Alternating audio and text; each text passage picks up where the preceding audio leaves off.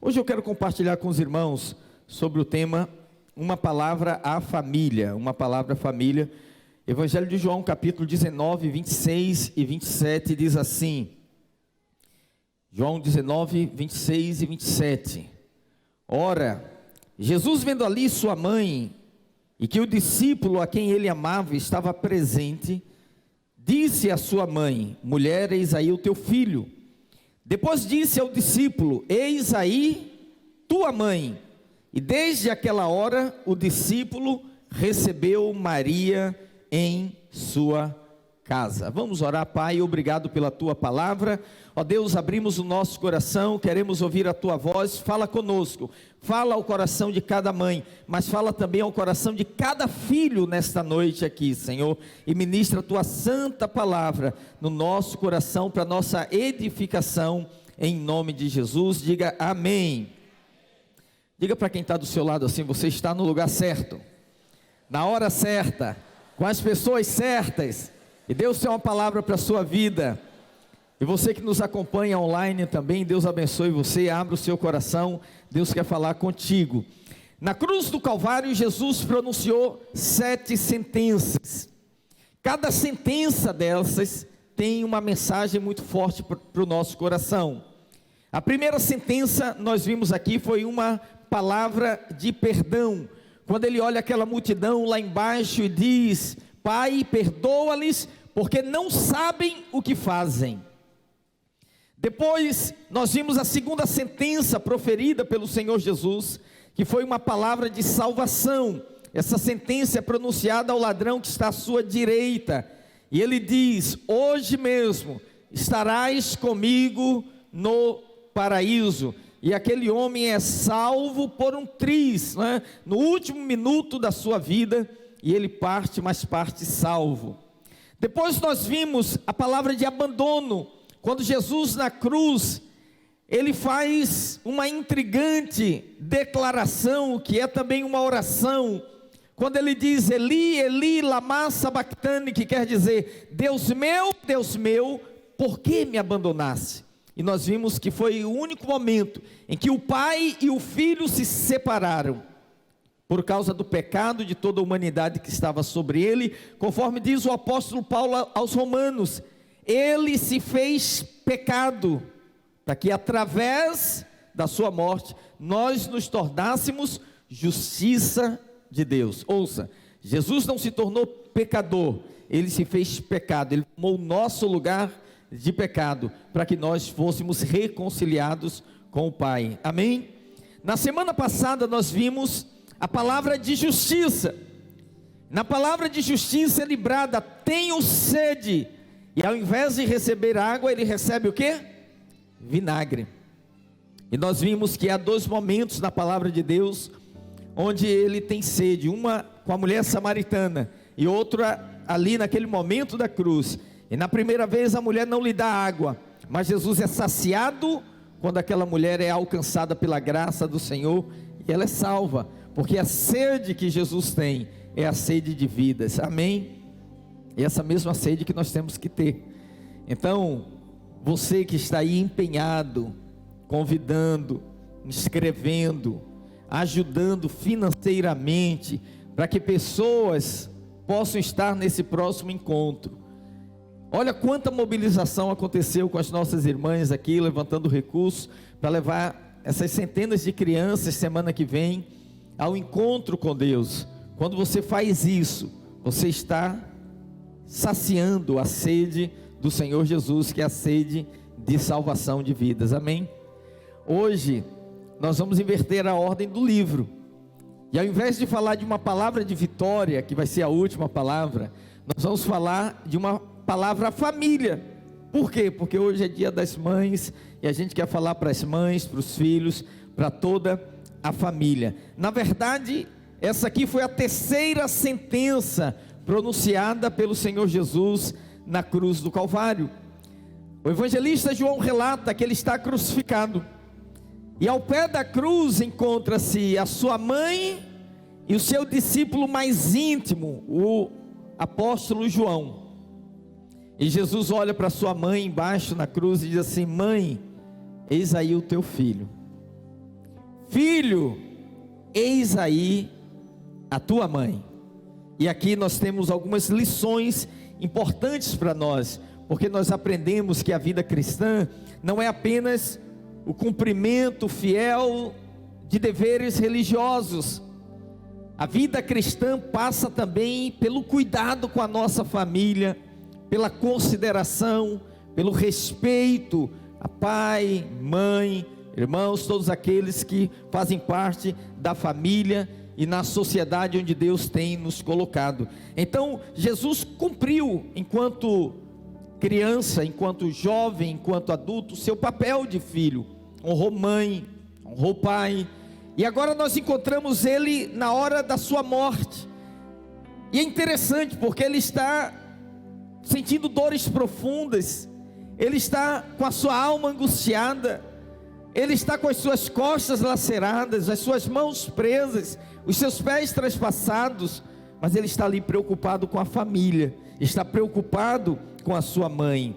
E João vai relatar aqui para nós que, como é de se esperar até o dia de hoje, como acontece até o dia de hoje, no momento final da vida dele, quem estava presente? A sua própria mãe, e aquele discípulo que teve comunhão extraordinária. Isso é uma coisa interessante. Há um tempo atrás, eu vi o relato de um criminoso, que ele praticou muitos homicídios, latrocínios, e ele, perseguido pela polícia, entrou em confronto e morreu. Isso numa cidade do interior, no Nordeste, onde até hoje os sepultamentos, acontece um cortejo na cidade, atravessa a cidade até o cemitério que fica fora da cidade, e onde vai passando as pessoas abaixam as portas, quem está andando para até o cortejo passar. E eles estavam mostrando nessa reportagem que só tinham 2 pessoas acompanhando aquele cortejo: o agente funerário e a mãe do criminoso. Ele era uma pessoa odiada pelos cidadãos daquela cidade. Mas que coisa interessante, a mãe, mesmo sendo o que era, estava ali com ele no momento final da sua vida. Então, queridos, aqui nós temos uma lição tão importante para nós, porque nós encontramos Maria ao pé da cruz, encontramos João ao pé da cruz, mas Jesus não os ignorou. Jesus libera uma palavra, e essa palavra é uma exortação para a nossa vida, porque ela nos ensina muitas lições. Quais são as lições? Primeiro, a lição do reconhecimento. Irmãos, o relacionamento turbulento de Maria com Jesus começa na gravidez. O preço que ela paga começa ainda na gestação, porque Maria tem 16 anos de idade. Ela agora encontra-se grávida pelo Espírito Santo. E aqueles dias não eram diferentes dos nossos dias. Imagine uma jovem de 16 anos que aparece grávida, e os vizinhos todos estão perguntando: quem é o pai? Ela engravidou. Nossa, o que essa menina fez? E ela fala assim: não é homem nenhum, foi do Espírito Santo. O que você acha que as pessoas falaram? O que você acha que os vizinhos comentavam? O constrangimento que ela deve ter passado. Então, assim, ela começa a passar esse constrangimento, essa humilhação, essa vergonha, talvez acusações, maledicências, desde o início. E Jesus agora vai fazer um reconhecimento.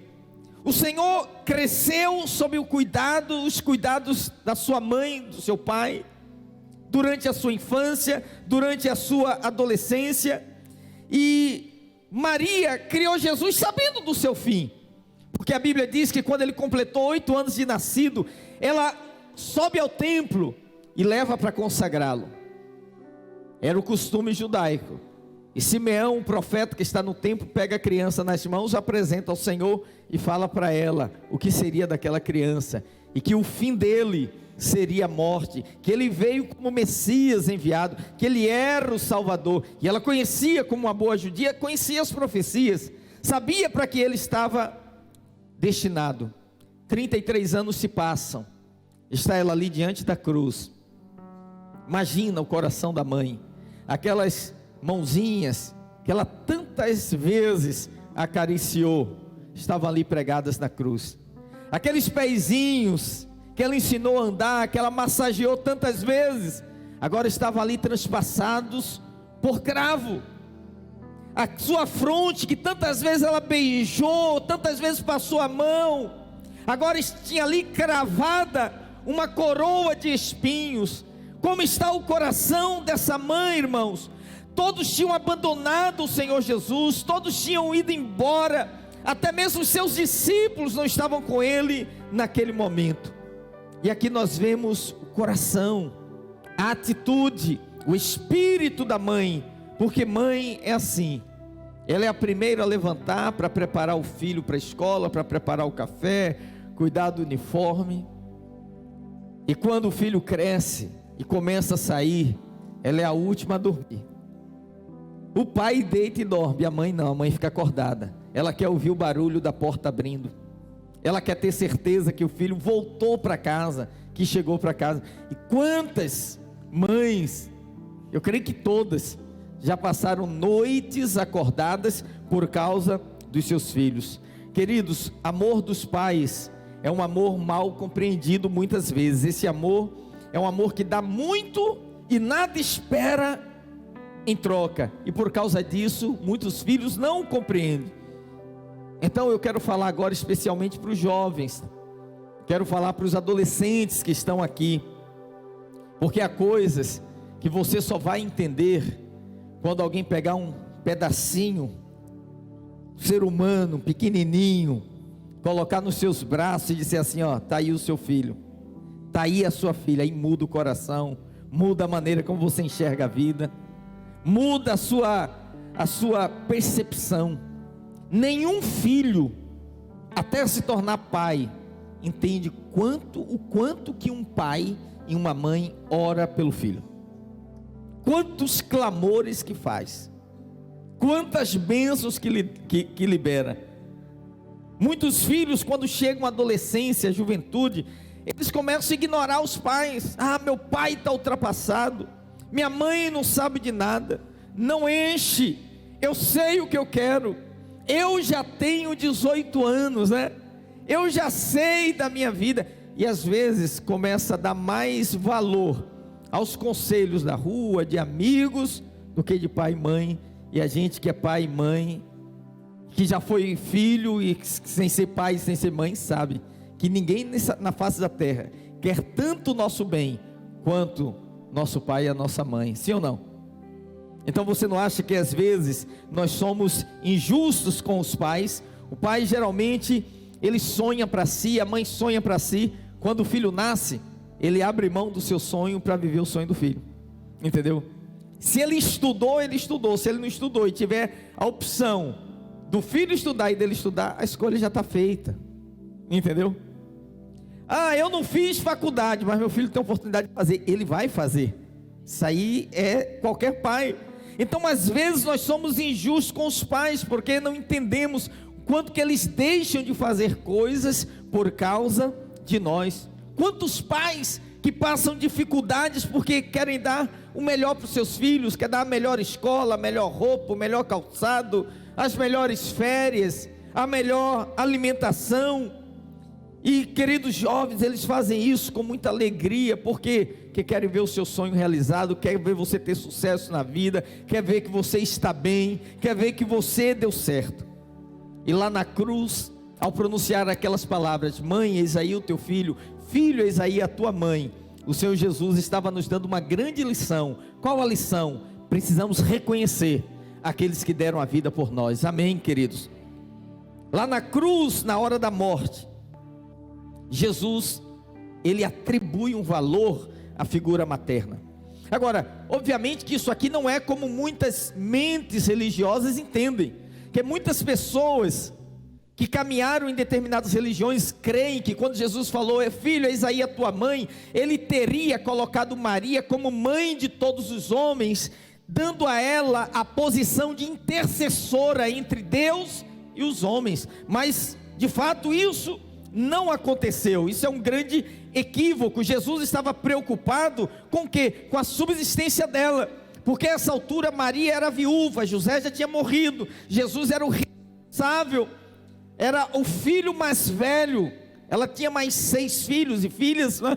Mas Jesus era o filho mais velho, e ele estava passando essa incumbência para um dos seus discípulos. Ela não se tornou intermediária, era apenas o cuidado de um filho com a mãe. Pastor, por que ela não é intermediária? Porque Atos 4, verso 12 diz assim: e em nenhum outro há salvação, porque também debaixo do céu nenhum outro nome há dado entre os homens, pelo qual devamos ser salvos. O único mediador entre Deus e os homens é Cristo Jesus o Senhor, amém? Pastor, mas eu pensei que a gente podia sim, porque eu li um dia no adesivo do carro: peça à mãe que o filho atende. Alguém já leu isso? Não? Isso aí, muitas pessoas creem nisso, mas Jesus falou: quando orares, peça em meu nome. No nome de Maria ou no nome de Jesus? No nome de Jesus. Mas não quer dizer que você odeia Maria, nem que ela é... Não, ela é uma mulher bem-aventurada. Não é a mais bem-aventurada. O anjo diz: tu és bem-aventurada entre todas as mulheres. Toda mulher é bem-aventurada, e Maria é uma bem-aventurada entre todas as mulheres, amém? Não é mais que todas as mulheres, é entre todas as mulheres. Precisamos ler a Bíblia com precisão. Então, quando a gente fala assim, as pessoas dizem assim: mas a igreja evangélica, o pastor não gosta de Maria. Não, nós amamos. Ela teve um papel fundamental, uma menina que se guardou e teve o privilégio de ser a barriga de aluguel do Senhor Jesus. Mas a questão é, você está andando na rua, você vê um prédio pegando fogo, você liga para o bombeiro ou para a mãe do bombeiro? Seu carro dá um problema, você vai ao mecânico ou à mãe do mecânico? Seu dente dói, você vai ao dentista ou à mãe do dentista? Mas isso não quer dizer que você não ama a mãe do dentista, que você odeia. Você precisa de salvação, você vai ao Salvador ou à mãe do Salvador? Tem gente que está em dúvida aí. Você vai ao Salvador, amém, queridos? A Bíblia diz: em nenhum outro nome há salvação, senão em Cristo Jesus. Então o Senhor Jesus jamais colocou a sua mãe na posição de ser adorada, mas a usou como exemplo para mostrar que, como Ele fez, nós devemos fazer também. Isso aqui é extraordinário, porque era um momento de dor, era uma hora escura da sua vida, e Jesus está ali morrendo, mas Ele está preocupado com a família. Irmão, família é um grupo formado por pessoas que, mesmo quando brigam, discutem, trocam acusações, não deixa de ser família. Porque família é assim, a gente fala tudo sem filtro, né? Não tem filtro, ele conversa, discute, fala do outro, mas não permite que ninguém de fora fale. É igual mãe, ela fala: você filho, você é irresponsável. Fala perto de uma mãe que o filho dela é irresponsável, para você ver o que acontece. Terceira Guerra Mundial vai acontecer, né? Porque é família, é família. Eu lembro que quando nasceu o meu primeiro filho, Natan, eu estava lendo um livro sobre criação de filhos, e esse livro, o autor dizia da importância dos pais proporcionarem que os filhos tenham contato com os avós. Muito interessante isso. E o autor dizia o seguinte: olha, quando a criança ela tem contato com os pais, com os avós, quiçá com os bisavós, na mente dela delineia uma sensação de continuidade, e ela chega à conclusão de que ela não veio de um pé de alface, ela faz parte de uma genealogia, ela veio da mãe, que tem outra mãe, que veio de outra mãe, que é a sua avó, a vossa bisavó. E eu falei: puxa vida, que coisa fantástica isso, porque para ela é muito importante, para que ela saiba que tem uma raiz, ela veio de um tronco, não foi, sei lá, um OVNI que chegou aqui e despejou ela, né? Ela não surgiu do nada, ela veio através de alguém, tem uma raiz, tem uma continuidade. Então, mesmo que você ache que sua família não ajudou muito, mas você tem que reconhecer que sem a sua família você não existiria, sem a sua mãe, sem o seu pai, você não estaria aqui hoje. E no final da vida de Jesus, todos abandonaram, mas a mãe dele está presente. Vou te falar uma coisa: se você tem mãe, todo mundo nesse universo, né, sair da sua vida, você ainda tem alguém para recorrer. Entendeu o que eu estou falando? Então Jesus nos dá aqui a lição do reconhecimento. Amém? Segundo, ele nos dá também aqui a lição de cuidado e proteção, porque ele diz: mãe, eis aí o teu filho, mas ele diz também: filho, eis aí a tua mãe. O que Jesus está fazendo aqui? Dando a João o encargo de cuidar da sua mãe, porque, como eu falei, naquele tempo a mulher não tinha arrimo, ou ela tinha um marido, ou tinha que o filho mais velho cuidar dela.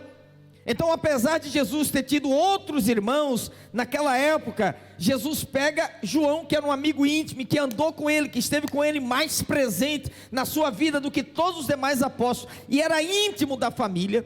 Jesus dá a João o encargo de também cuidar da sua mãe no seu lugar, e eu creio que esse foi um gesto importante, porque foi uma maneira de Jesus amenizar a dor da mãe pela perda do filho, colocando uma outra pessoa para compensar. E essa é uma lição que muitos filhos precisam aprender, não apenas a cuidar dos pais na velhice, claro, é obrigação de todos, mas ao longo da vida, de ter esse cuidado, de ter essa proteção. Muitas vezes o filho, quando começa a trabalhar, o primeiro salário dele é maior do que o último do seu pai e da sua mãe, e ele precisa também ter a disposição de abençoar financeiramente a seu pai e a sua mãe. Há muitos filhos que não se preocupam com o coração dos seus pais. Depois que crescem, eles focam só nos seus alvos, nos seus objetivos, esquecem completamente. Obviamente que você, quando gera uma nova família, você tem que cuidar daquela família,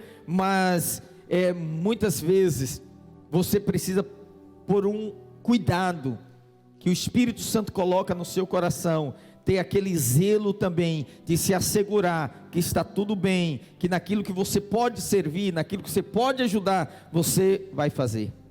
Olha, irmãos, já ministrei muitos eventos de família, já fui em muitos eventos de família, muitos seminários, e a grande maioria dos seminários, as palestras são feitas, e é feita uma reflexão, e fala assim: vamos falar dos traumas, e normalmente as pessoas que ministram falam dos traumas que foram causados por pais na vida de filhos. Uma palavra dura que você ouviu do seu pai, uma disciplina excessiva que foi impetrada a você, e aquilo, né, te gerou uma marca no passado, um buraco, uma mancha na sua alma, um buraco na sua existência, porque a mãe não abraçou, porque o pai não disse eu te amo. E a gente fala muito de pais que feriram filhos, mas vou te dizer uma outra verdade, que pouca gente vai falar, e você vai ler em poucos livros, talvez eu nunca li em livro nenhum, que há uma outra realidade também, de muitos filhos que ferem, que machucam o coração dos seus pais, de mães que sofrem por causa de filhos, de atitudes, sabe, de desprezo em relação aos seus próprios pais. E a mensagem da cruz passa pela família. Na hora da morte, Jesus mostra que jamais devemos abandonar a nossa família, e ele faz isso dando a João a responsabilidade de cuidar da sua mãe. Filho, tome o meu lugar, faça o que eu faria. Algo muito interessante nesse texto. O que é interessante? João não era irmão de sangue de Jesus, ele era de outra família, mas Jesus dá esse encargo porque parece que ele está ligado intimamente.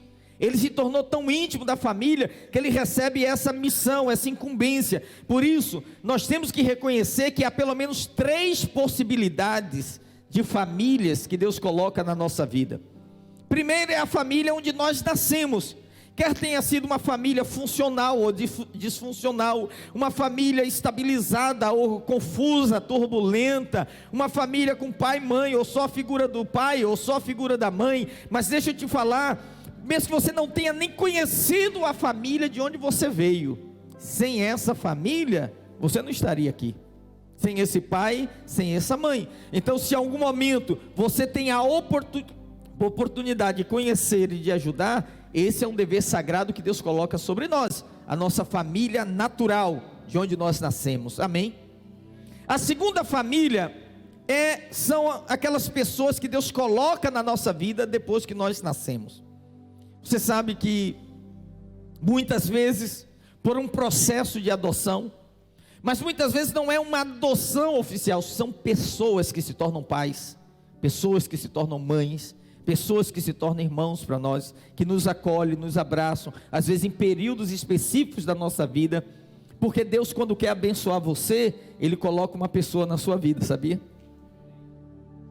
E Deus vai ao longo da nossa vida colocando em momentos específicos pessoas especiais que se tornaram fonte de bênção na nossa vida. Tanto que Provérbio diz assim: é melhor o vizinho perto do que o irmão longe. Por quê? Na hora da necessidade, quem é que te abraça? Quem é que te acolhe? Você está lá meia-noite, seu filho está chorando, precisando de leite, você tem um irmão que te ama, mas está lá em outro país, você tem um vizinho, quem que vai te atender? Vizinho, é isso que a Bíblia diz, é melhor o vizinho perto do que o irmão longe, entendeu? Então tem pessoas, acredite, mesmo nesse mundo caído, tem pessoas que Deus coloca, que não são de sangue, mas é um irmãozão, não é de sangue, mas é uma mãe, é um pai, é alguém que Deus planta na nossa vida, e por essas pessoas também, elas precisam ser reconhecidas por nós. A vida cristã não é só o cumprimento dos deveres religiosos, mas dos deveres familiares. E quando nós nos convertemos, irmãos, ouça o que eu vou te falar, uma das transformações que Deus faz na nossa vida é o cuidado que Ele põe no nosso coração pela nossa família. 1 Timóteo 5,8 diz assim, 1 Timóteo 5,8, ora, se alguém não tem cuidado dos seus, e especialmente dos da própria casa, tem negado a fé, e é pior do que o descrente.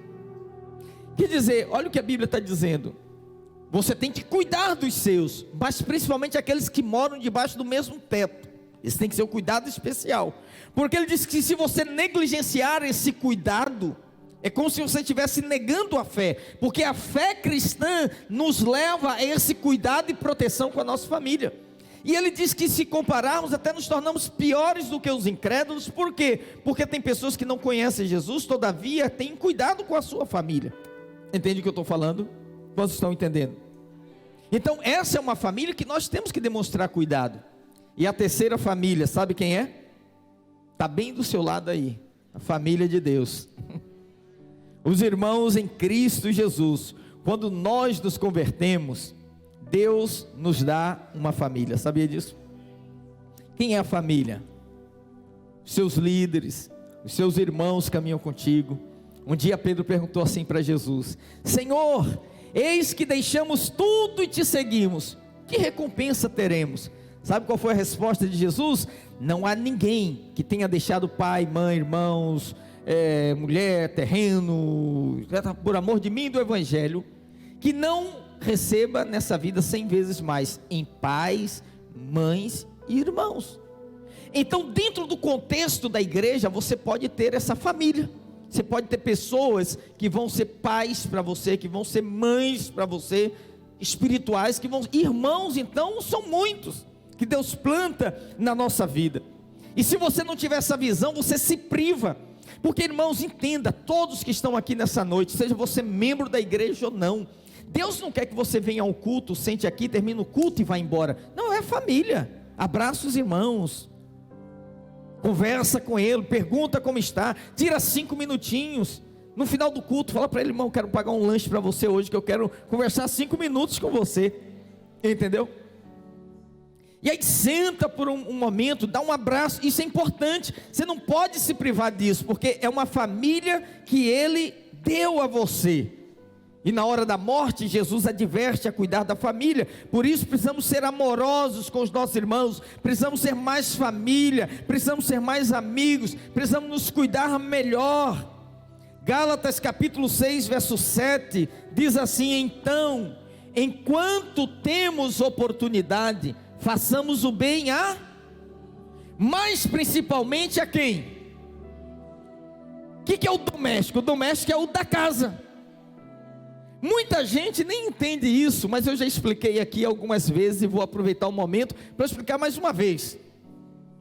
A igreja tem um trabalho social e ela todo mês entrega cestas básicas. E aí como que nós fazemos? Para quem que nós entregamos? Primeiro, põe o texto aqui para mim, primeiro para os domésticos da fé, principalmente, está vendo? Os da casa. Então olha só, um pai, uma mãe tem um pão, ele tem um filho com fome, e tem milhões de pessoas no mundo com fome, ele dá o pão para quem? Para o filho. Para o filho primeiro, para da casa dele. Então veja, o que a Bíblia está dizendo? Se eu tenho aqui 10 cestas básicas, eu tenho a atender, tem muita gente precisando de cestas básicas, mas quem é a prioridade? O irmão que caminha conosco, aquele que está na célula, aquele que é parte da igreja. Nós vamos atender primeiro ele. Atendemos todos, sobrou? Podemos atender aqueles que são irmãos, mas não são da mesma casa. Entendeu? Ainda podemos atender qualquer pessoa. Se a gente tiver recurso em abundância, nós atendemos a todos. Mas se os recursos são limitados, a prioridade quem são? Os domésticos da fé. É fácil de entender isso. Eu já passei aqui uma vez, uma semana explicando isso para uma irmã. Ela falou, eu não aceito, eu não concordo. Eu falei, irmã, mas você tem que discordar da Bíblia. Eu não escrevi a Bíblia, eu sou só o carteiro. Eu só entrego. Mas quem escreveu não fui eu. Entende? Não, eu acho que tem que dar qualquer um que pede. Não, eu não posso dar qualquer um que pede e deixar o irmão em falta, se eu tenho um irmão precisando. Quem entende isso que eu estou falando?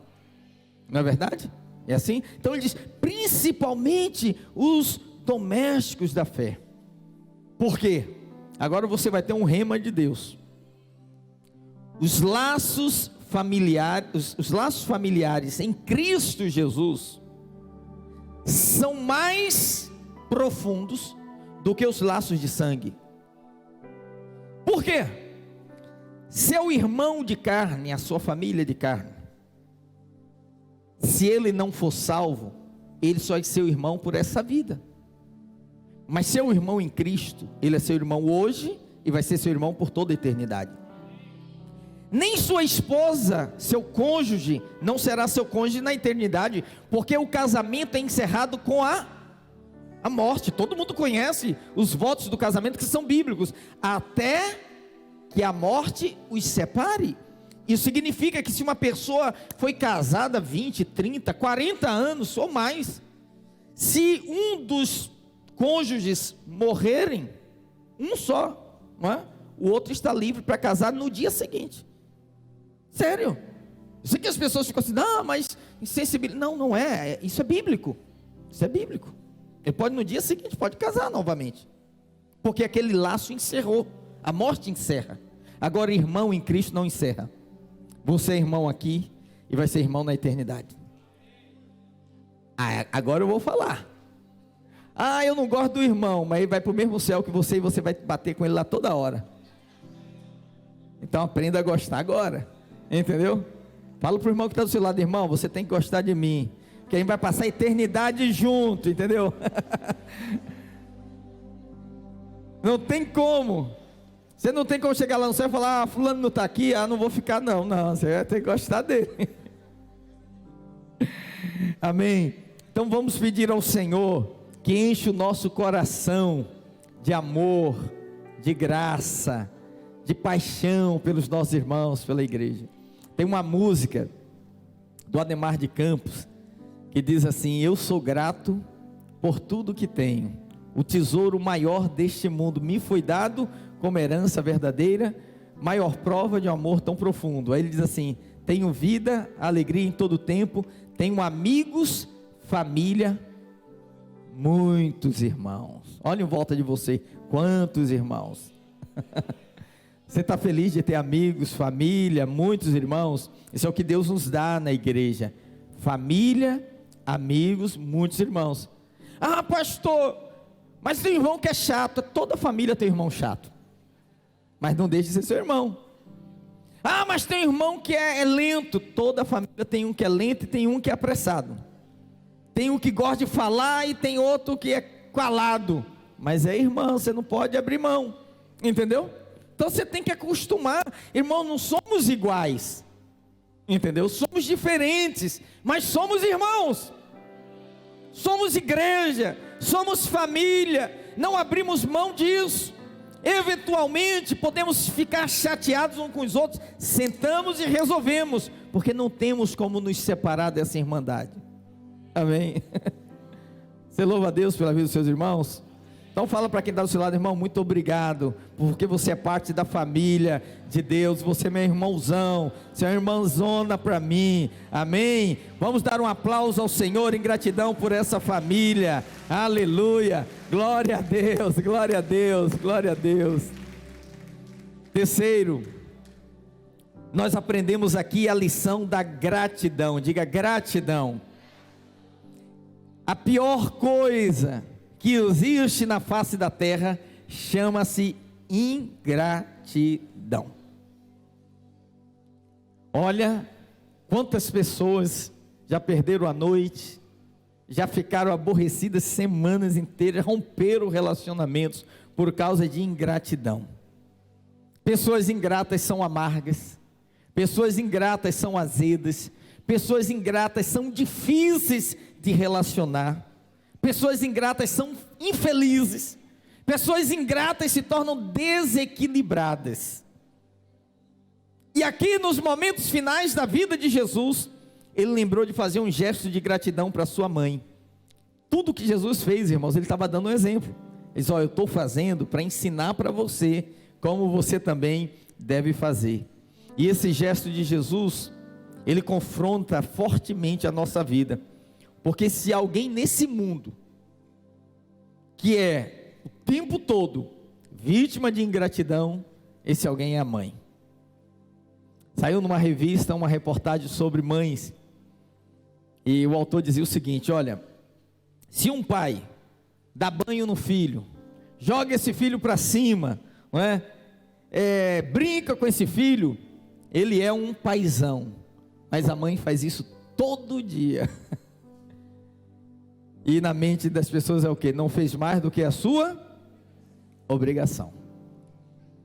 É preciso reconhecer, ei filhos, você precisa reconhecer isso.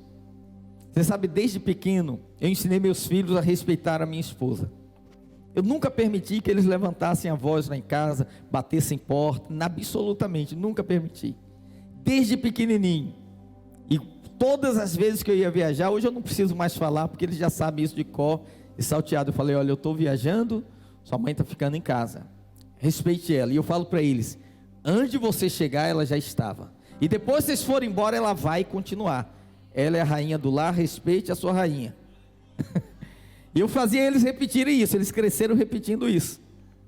Falei: porque eu já estava com ela antes de vocês chegaram depois, e vocês vão embora, e vão mesmo, e ela vai continuar, amém? E eles aprenderam isso.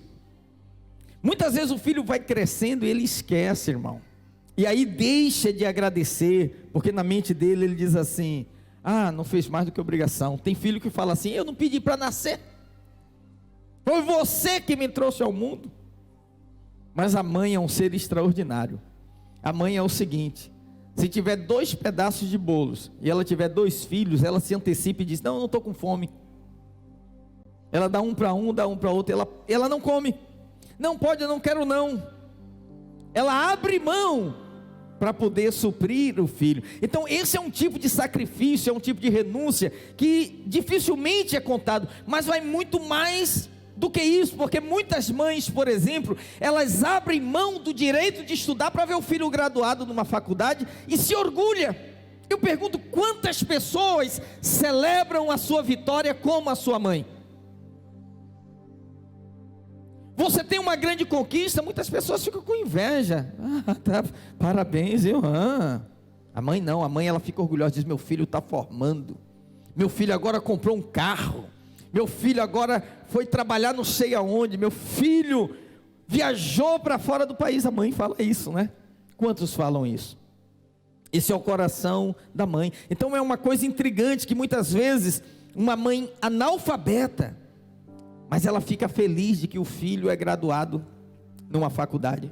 entendeu? E ela conta isso para as amigas com orgulho. Então, quantos filhos, às vezes o primeiro salário dele é maior do que o último que a mãe teve a vida toda. E agora, a gente tem que saber o quê? Que sem elas, nós não estaríamos aqui. Posso ouvir um amém? Há um ditado chinês que diz assim: uma mãe pode cuidar de 7 filhos, mas 7 filhos não conseguem cuidar de uma mãe. Uma mãe sozinha consegue cuidar de 7, e às vezes 7 não consegue cuidar de uma. Não estou falando para você que seu pai, sua mãe fizeram um investimento em você como uma poupança para depois colher com juros, não é isso. A maioria não está esperando nada em volta. Mas saiu uma reportagem numa revista de empreendimentos falando que um filho que vive uma vida média, estuda em escola particular, até os 18 anos ele custa em torno de 450 a 500 mil reais. Um dia meu filho falou assim: pai, o senhor tem 1 milhão? Eu falei: tem aqui, ó, 1, 2, 3 aqui. Se eu somar tudo, se eu planilhar tudo desde que nasceu, né? Porque principalmente quando é pequeno, né? Você quer dar o melhor, principalmente quando é primeiro filho que você gasta. Tudo que você compra para o filho, você acha que vai ser eterno. E é o que menos tempo fica, porque ele cresce rápido. Aí você vai comprar um carrinho, tem um de 500, tem um de 1.000, 2, 3, 5, você quer comprar o de 5, porque esse tem airbag, tem tração nas 4 rodas e tal, e daqui a pouco você tem que mudar, porque ele não serve mais. Você vai comprar o berço, você acha que ele vai ficar até 18 anos com aquele berço, e daqui a pouco ele se torna um juvenil, você tem que trocar aquele, né? Eu não sei se você já fez conta, mas se você botar tudo na planilha, custa, entendeu? Mas normalmente pai e mãe não ficam fazendo conta dessas coisas, entendeu? Ele vai fazendo, como diz o outro, né? Gastando a fundo perdido. E na cruz do Calvário, Jesus não perdeu a chance de demonstrar gratidão àqueles que estiveram com Ele e foram até o final da sua vida. Agora, o que é importante sobre a gratidão? Gratidão, você vai ter um rema agora, hein, irmão? Gratidão não é um sentimento direcionado para uma única pessoa. Gratidão é algo que, quando você tem no coração, vai se manifestar em todas as áreas, em todos os aspectos, em todos os momentos da sua vida. Você vai ter gratidão pela família, e Jesus deixa esse exemplo aqui, agradecendo a sua mãe, cuidando dela, quando a vida dele está ameaçada. Ele era criança ainda. A Bíblia diz que Maria e José enveredam pelo deserto para irem para o Egito. Imagina, você correndo no meio do deserto com a criança para salvar a vida dele. E eu não sei o contexto de cada um aqui, mas com certeza, para você chegar hoje aqui, alguém fez um sacrifício. Sua mãe está no meio dessas pessoas que fizeram um sacrifício por você, de noites acordadas, de correr para o hospital, de embalar, de prover, de ir falar com não sei quem, de buscar uma porta, uma oportunidade para você. Segundo, gratidão às demais pessoas. Irmãos, deixa eu te falar, isso é um princípio de vida. É uma coisa tão simples, mas se você falar, isso aqui vai abrir tantas portas para você. Toda vez que alguém te fizer um bem, custa você dizer muito obrigado. Só isso, só isso. Muito obrigado. Eu lembro, domingo na nossa casa era sempre muito cheio, e os irmãos da igreja almoçar, e minha mãe fazia aquelas panelas de comida, e ela tinha 2 alegrias: uma, que todo mundo gostasse da comida; segundo, que não sobrasse. Ela queria botar na mesa e queria que tudo fosse. Agora você pergunta assim: quanto que ela cobrava, quanto que ela tinha expectativa de receber? Nada. Mas você quer ver você garantir o próximo almoço? Era só você dizer para ela: nossa, que delícia, muito obrigado, acabou. Outro domingo você ia almoçar lá de novo. Por isso, quando alguém me chama para almoçar, eu falo: puxa, obrigado, que eu já quero garantir o outro. Porque é assim que a vida funciona. Gratidão tem o poder de manter as portas abertas. O favor, abre portas para você. A gratidão mantém as portas abertas. Porque tem gente que já teve muitas portas abertas. Por que não estão mais? Não soube agradecer, a porta fechou. Tem perdas que pessoas tiveram na vida que elas nem sabem o motivo. Um dia saberão que foi só porque não souberam agradecer. Terceiro, gratidão a Deus.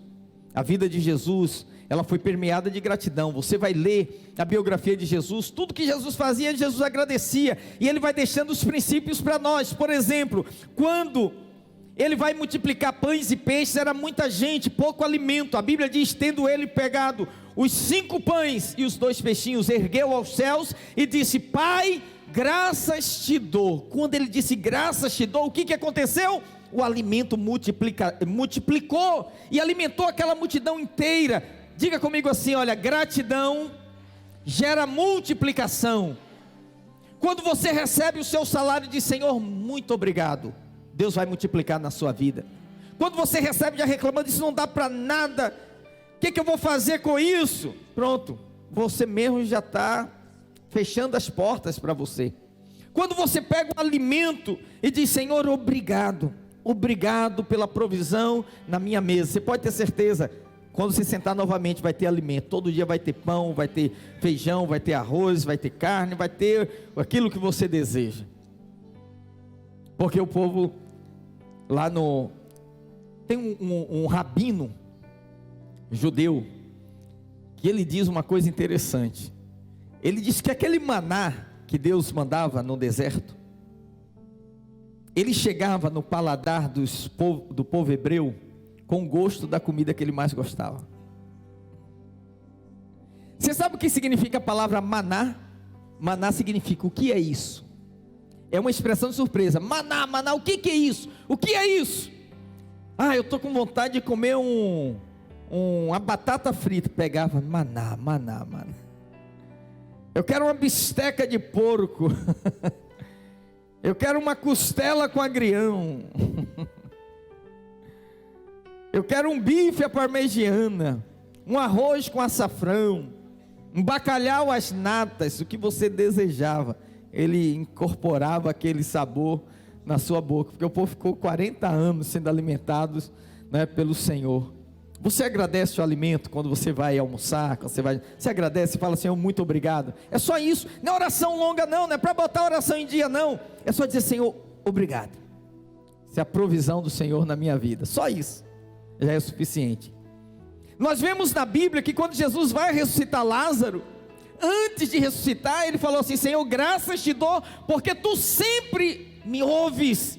A gratidão abre as portas para o milagre na nossa vida, irmãos. Um coração grato, mesmo diante de situações difíceis, sabe, vai tirar você do caos e vai gerar uma nova realidade. A Bíblia diz que tiraram a pedra do túmulo e Lázaro se levantou, mas antes ele deu ações de graças. Sabe como é que você traz vida para a sua casa? Enchendo a sua casa de ações de graça. Você, marido, agradeça a sua esposa. Esposa, agradeça o seu marido. Filho, agradeça os seus pais. Pais, agradeçam os seus filhos. Quanto mais ambiente de gratidão tiver, mais vida vai fluir naquele lar, naqueles relacionamentos. Jesus demonstrou isso antes da ceia. A Bíblia diz: e havendo tomado o pão e o cálice, ele disse, deu graça, né? Ele deu graça, tomou o pão e o cálice, dando graça, diz: esse é o meu corpo. Quer dizer, para cear, Jesus estava dando graça pelo quê? Pela comunhão com os discípulos. Você agradece pela igreja? Você é grato pelo seu pastor? Você é grato pela liderança? Você é grato por fazer parte desse povo? Porque a gratidão, querido, gera um ambiente agradável, exala um perfume dos céus na nossa vida. Você pode até achar que isso é irrelevante, mas se fosse algo sem importância, não estaria registrado na Bíblia. Se o Senhor registrou, é porque é importante para nós. Ele quer que nós tenhamos um coração grato. É muito importante você dizer para o irmão: irmão, muito obrigado por você estar aqui, obrigado por você fazer parte dessa obra. Saber agradecer é uma chave de Deus na nossa vida. A gratidão abre portas para novos relacionamentos. Pessoas gratas, elas têm mais saúde física, têm mais saúde mental, emocional, espiritual. A gratidão melhora os nossos relacionamentos. Pessoas gratas dormem melhor, acordam melhor, trabalham melhor. Pessoas gratas são mais criativas. Pessoas gratas são mais abençoadas. Você quer ser mais abençoado? Agradeça pelo que Deus tem te dado. Não seja uma pessoa o tempo todo, sabe, descontente. Eu não estou falando que você tem que ser uma pessoa conformada, mas você tem que ser uma pessoa contente. Eu ainda não tenho o que eu gostaria, mas seja grato pelo que você tem. Seja grato pela casa onde você mora, seja grato pela família que Deus te deu, seja grato pela sua igreja, seja grato pelos seus irmãos, seja grato pela provisão.